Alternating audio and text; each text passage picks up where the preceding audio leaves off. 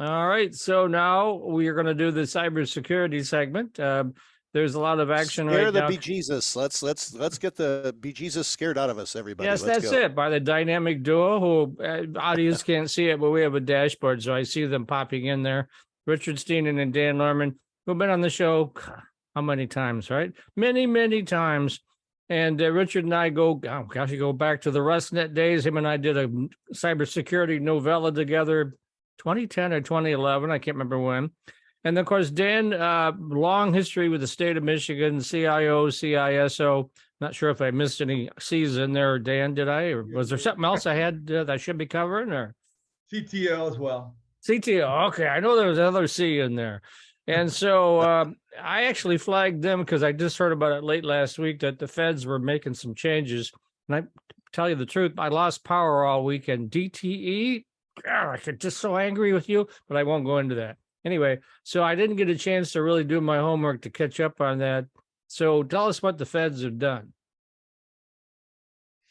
I better start because Dan's already published his blog. I haven't had a chance to read it yet. So yeah, I've written mine, but I haven't published it yet. And I'm sorry, Matt, but this isn't scare the hell out of you week. This is okay. Getting down into government affairs and policies. But so the Biden administration came out with their National Cybersecurity Strategy. I was, as usual with this administration, pleasantly surprised because it's got some fluff in it, but it's not as heavy on the fluff. And it is truly a strategy. I always check, okay, this is a strategy doc. You better be front and center with your goals, and they're right there. Make a more resilient cyberspace and promote the digital ecosystem. Fantastic. And then they even break it down into 5 pillars, each with its own objective goals. Some of them are, just kind of paper hanging. It's like, yeah, we really want to improve the cyber workforce. So we're going to do that, though they don't say how, because a lot of people are working on that, and some are actually getting close to some good solutions. But the government's, probably the last you would want to hand that responsibility over to, but they can always support it. The other good thing is the, government, ever since the executive order last May, that was probably a first indication that the team at the White House is with it and knows what they're doing.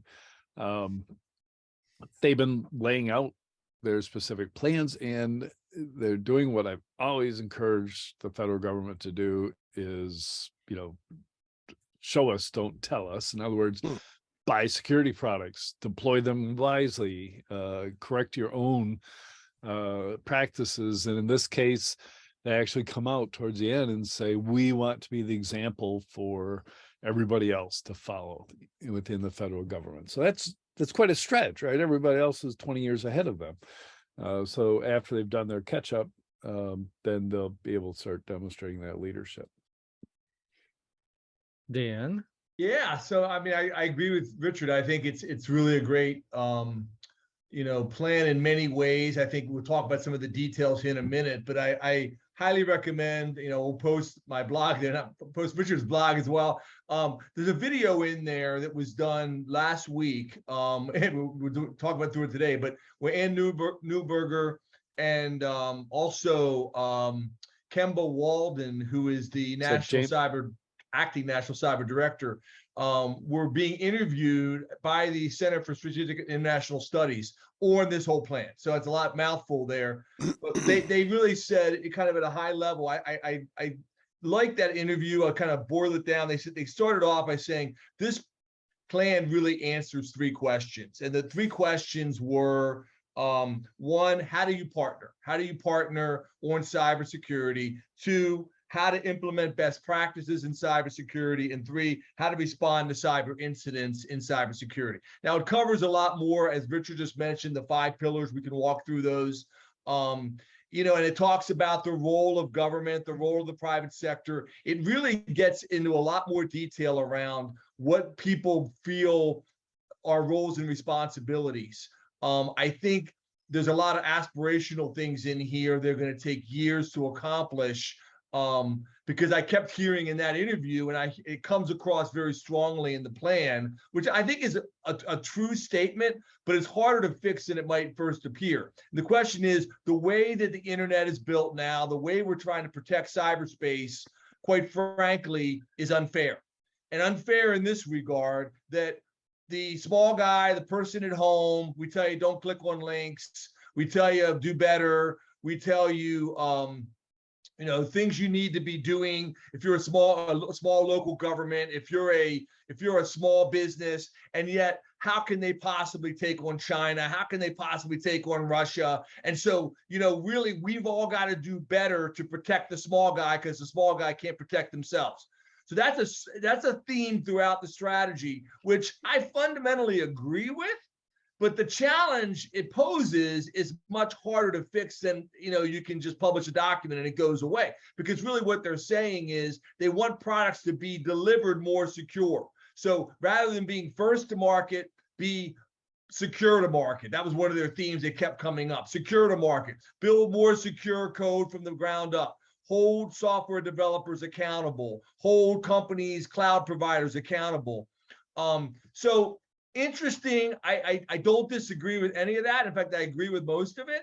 I think the challenge I see is getting there. We're talking about liability. There's a lot to unpack here for you, Richard, but so talking about changing the model for cyber insurance, changing the model for liability, changing the model for software development.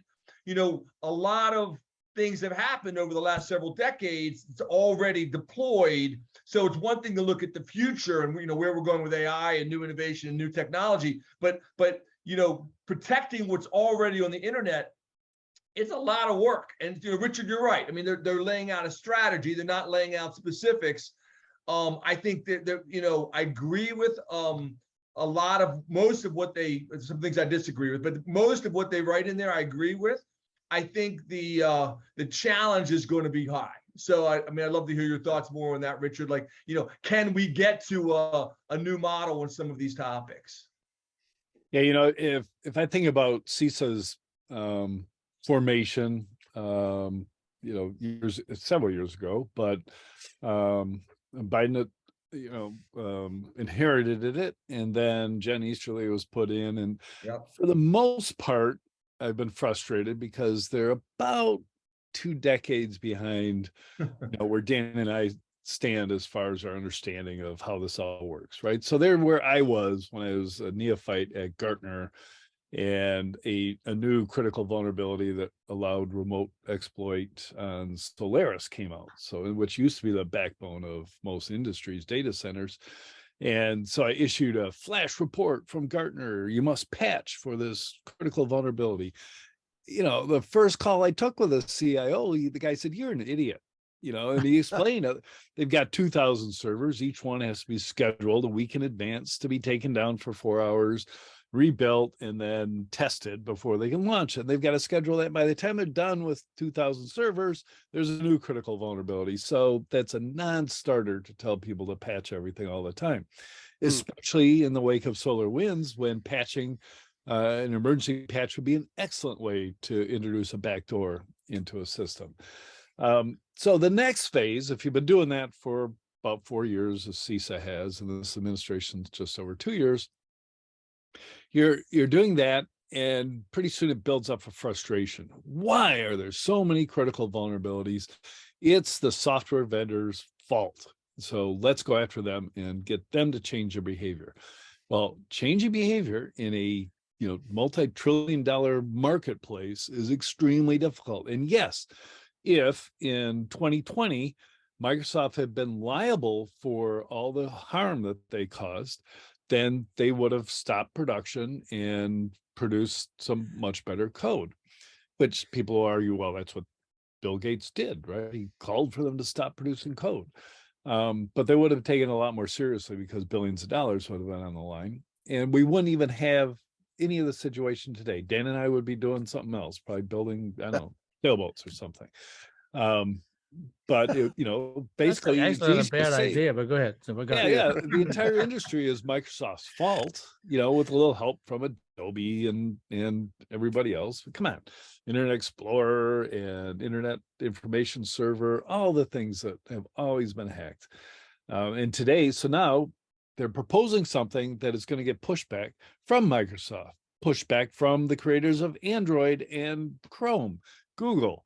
They don't want to take on responsibility and liability for all that. So they will lobby hard. By lobby, I mean spend a lot on making sure nothing like vendor liability gets introduced ever. So you talked about the proposal being built around 5 pillars. Why don't we touch briefly on what those 5 are? Yeah, let me run them off for you real quick. You're right where I'm at, Matt. So thanks for that. That's a good lead in. So pillar 1 is defend critical infrastructure. Pillar 2 is disrupt and dismantle threat actors.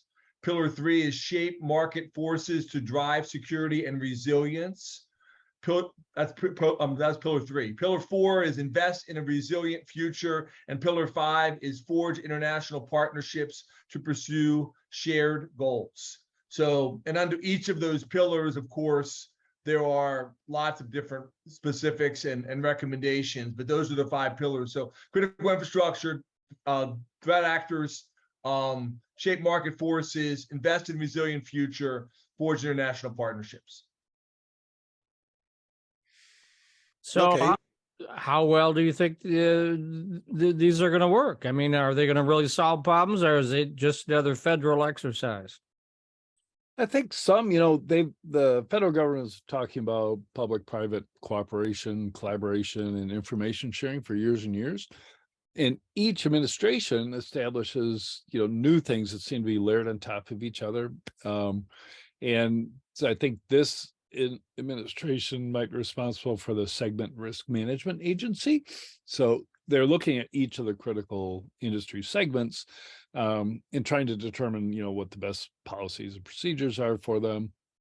This document gives them the responsibility of working with the ISOWs and the ISACs, which are some of those groups are really great. A bunch of people from the defense ISAC, for instance, is a big one. Get together and share information amongst themselves, and government people are there as well. So coordinating things that they've already put in place, which is of course the government's supposed to be really good at coordination of the things that they've created, not things they haven't. So that's going to take us in. It'll make sense of all the investment they made before and having all these people doing all this work. Yeah, I think overall, look, I like the plan. I think it's well done. I really think that this is a good step. I'm frankly a little surprised that it hadn't come out sooner, because the Trump plan came out in 2018. It's now we're into the 3rd year of the Biden administration, and it's come out now. I think people wanted it earlier, but I'm glad it came out. I think it's well done. I did kind of give you tempt you with what did I disagree with? I mean, I think the challenge I see, well, first of all, it's continuing on the process of regulation. So you're seeing more regulation. We already see it around the banks and energy, and after Colonial Pipeline, we started seeing certain critical infrastructures having more and more regulation. They've come right out and said that's going to happen in more critical infrastructure areas where they don't have the authority to do that. So that's going to have to go to Congress. They're going to have to get the authority to do that. Will that happen or not? I mean, in a House of Representatives that is run by Republicans, this does tend to be more of a bipartisan issue. It doesn't tend to be partisan. Cyber is one of the few areas where I think Republicans and Democrats work well together for the most part. So I think that's all good. I think one of the challenges that I see, telling people that they don't have to, it's easy to say, okay, the small person, the person at home, It's not fair. It's true. How can they possibly take on China or Russia or everything else?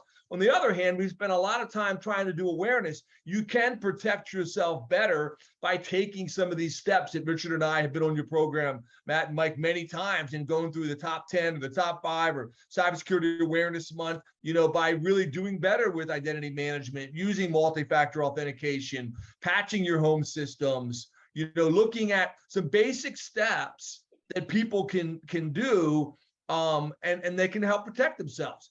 So, it's a little bit like, I agree with the wider discussion, which is really around, hey, whether you're talking about cloud computers, whether you're talking about, mobile devices, the vendors putting more technology, more security, build it in so you don't have to have a separate cloud security program for your cloud.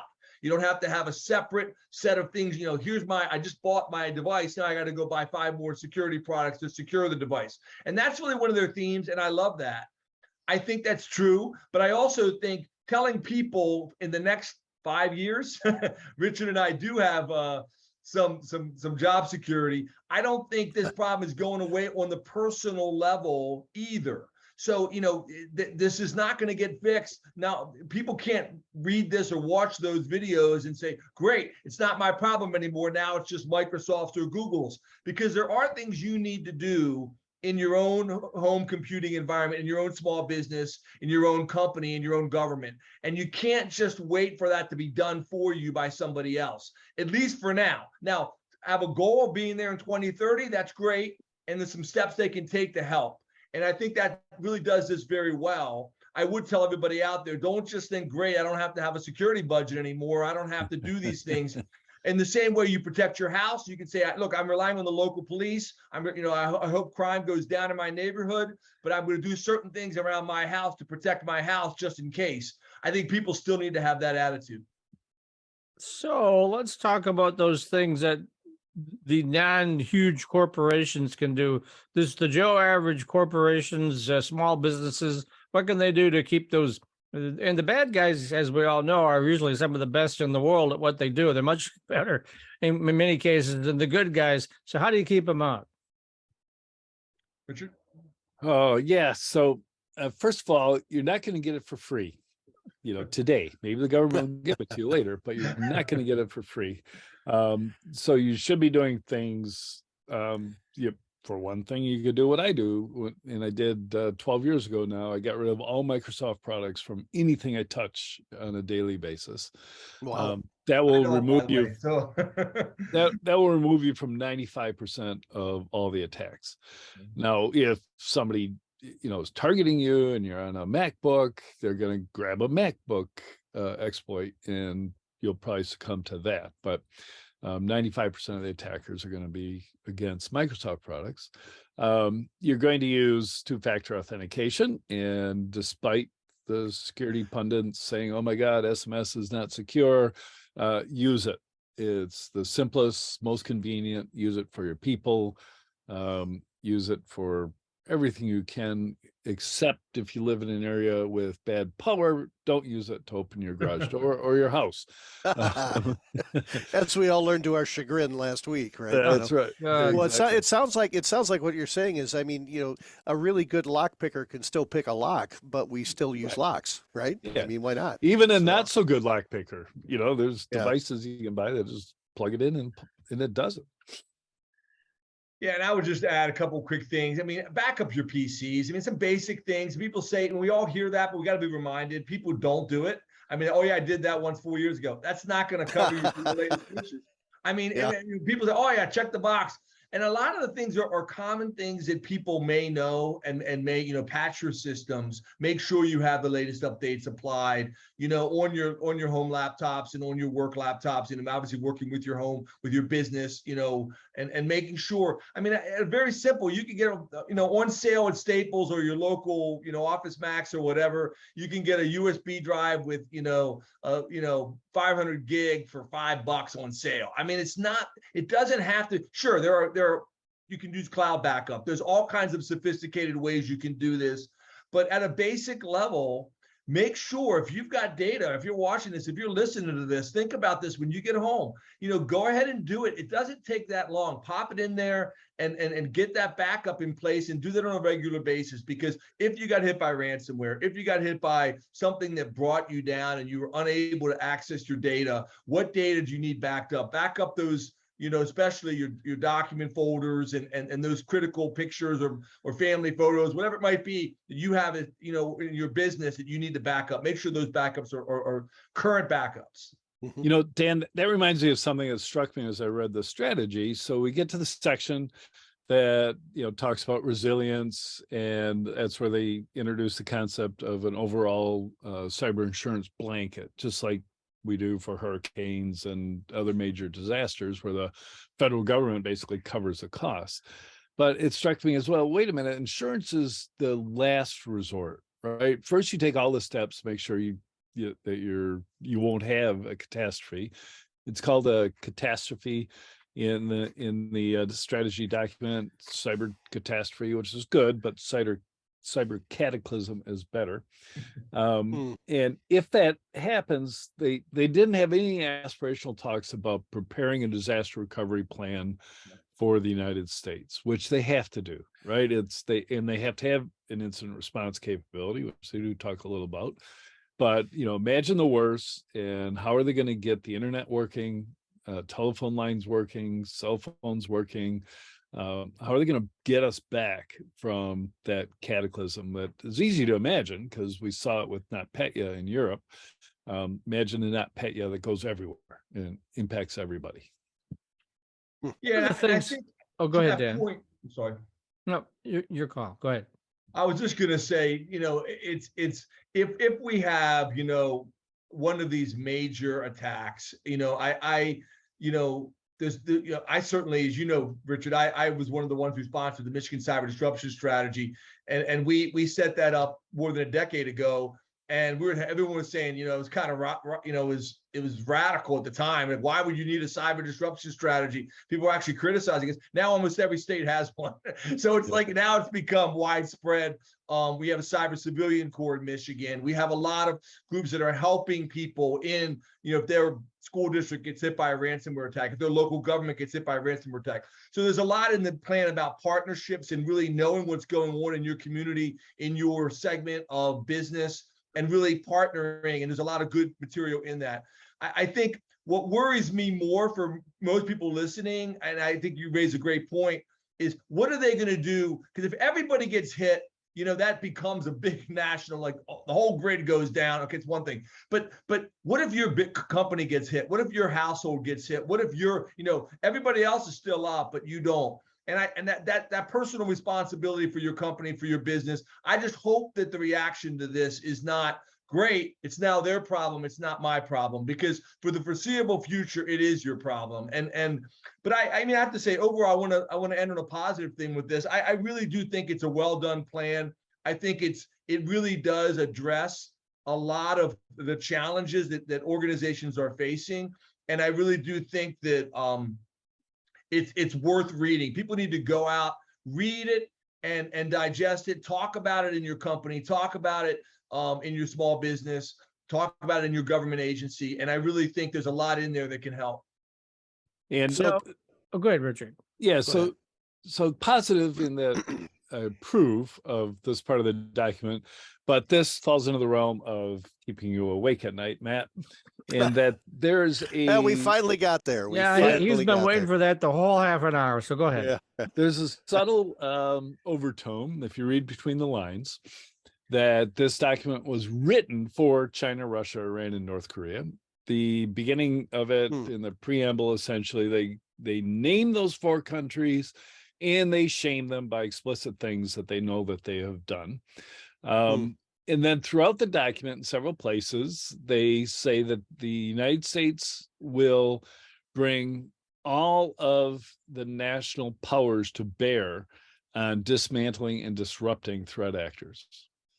It just leaves it at that. All of the national powers. You know that means going all the way up to nuclear attack, right? If you say all, that's one of their powers. Well, EMT attack. Well, I was going to say, I read a story over the weekend that if a foreign power detonated a nuclear bomb 200 miles above the United States, it would essentially put us back into the Stone Age. That, of course, would be a major act of war. But I mean, it's a possibility, right? Absolutely. But our powers, include that kind of attack against an adversary. And if you're going to dismantle and disrupt threat actors, the subtle undertone is that we're talking about regime change. There's never going to be a national policy of changing the regime in Russia or China. But maybe this is hinting that, it's talked about inside the halls of wherever. Mm-hmm. Okay, that's scary enough. Let's talk about, you talked about how, people in small business should read this thing, should discuss this thing. What is the first concrete physical thing you think small businesses should do based on the contents of this new policy? I'll give one quick one, then Richard, you can jump in. I mean, regulation, I think, be ready if your industry is already being regulated. I mean, you're already a bank, you're already in, energy or some, you already, what those regulations are. I think a lot of other industries are not regulated now. Get ready for more regulation. No, they talk to your lawyers, but be ready for more of those kind of protections. We talk about in government, we talk about state ramp, following what FedRAMP did, what the federal government did, state ramp. Know what those are, know what those regulations are, or know what's coming, because that's coming right at you, and get ready for it. Richard? On the flip side of that, I went through this document looking for opportunities, right? So anytime they mention some capabilities they're seeking, I just think of, who's going to profit from that, who can take advantage of that to provide a solution that the government could use. And there's tons of them. You have to wait to read my post. But it's, it always opens up opportunities. The government's going to support things, but the secure border gateway protocol, for instance, then those vendors that manage BGP and are trying to get people to move to it are just getting help from a very large organization. Yep.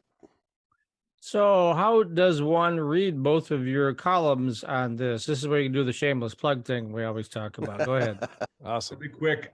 You can go to Government Technology Magazine, Lohrmann on cybersecurity, and you can, or easiest, Google Dan Lohrmann. You'll see my blog there. It pops right up. Or feel free to reach out on LinkedIn or Twitter. I'm at GovCSO, and again, Dan Lohrmann on LinkedIn. Happy to connect with you.